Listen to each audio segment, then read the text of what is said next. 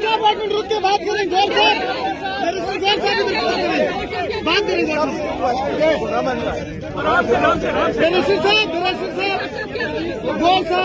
अस्सलाम वालेकुम नाज़रीन, आप देख रहे हैं आहट न्यूज़ चैनल और मैं हूं इरफान इम्तियाज़। नाज़रीन इकराम, पाकिस्तान तहरीक इंसाफ के जलसे के बाद पाकिस्तान तहरीक इंसाफ के कारकुनान की गिरफ्तारियों का सिलसिला जो है वो धड़ल्ले से जारी है। गुज़िश्ता रात जो है असम्बली का सेशन जो है इजलास जो है वो चल रहा था। उसके बाद जो है जो पुलिस है, इस्लामाबाद पुलिस, वो कौमी असम्बली के बाहर खड़ी थी और वहाँ पे मुतअद्दिद जो है वो पाकिस्तान तहरीक इंसाफ की जो कारकुनान हैं उनको गिरफ़्तार कर लिया गया है।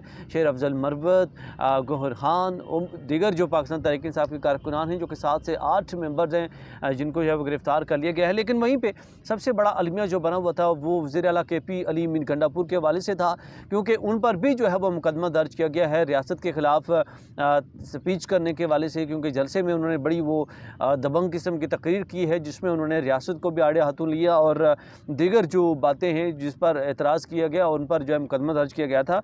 तो वज़ीर आला KP अली मीन गंडापुर जो है वो 8 घंटे मंजराम से गायब रहे, उनसे रब्ता नहीं हो पा रहा था। उनके किसी भी स्टाफ मेंबर से जो है वो पाकिस्तान तहरीक इंसाफ के इवन किसी भी मेंबर का रब्ता नहीं हो पा रहा था। तो उस पर बिलाखिर PTI ने बयान जारी कर दिया है। अली मीन गंडापुर इस्लामाबाद सरकारी हुकाम के साथ तवील मुलाकात में मौजूद थे, ये बयान जारी हुआ है PTI की जानिब से। और उनके साथ ये भी कहा गया है कि सूबे के अमन व अमान के हवाले से उनकी जो है वो मुलाकात हो रही थी, जो कि जिस पर इस्टेब्लिशमेंट थी और सरकारी हुकाम थे जिनके साथ ये तवील मुलाकात अली मीन गंडापुर की थी।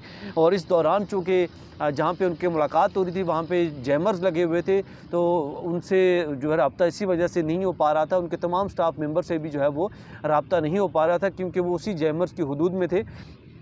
तो उसके साथ साथ PTI रहनुमाओं ने ये इल्ज़ाम आयद किया था कि अली मीन गंडापुर को जो है वो गिरफ़्तार कर लिया गया है। और बिलखुसूस जो अपोजिशन लीडर हैं उमर अयूब की जानिब से ये बयान सामने आया था कि अली मीन गंडापुर को जो है वो वफाकी हुकूमत ने चाय पर मदऊ किया था, जिसमें उन्होंने ये इल्ज़ाम आयद किया कि वफाकी हुकूमत थी और उनके साथ जो इस्टेब्लिशमेंट थी जिन्होंने अली मीन गंडापुर को जो है वो चाय पर मदऊ किया था। उसके बाद उनसे जो है वो कोई रब्ता नहीं हो पा रहा, इवन कि उनके किसी भी मेंबर से जो है वो रब्ता नहीं हो पा रहा था।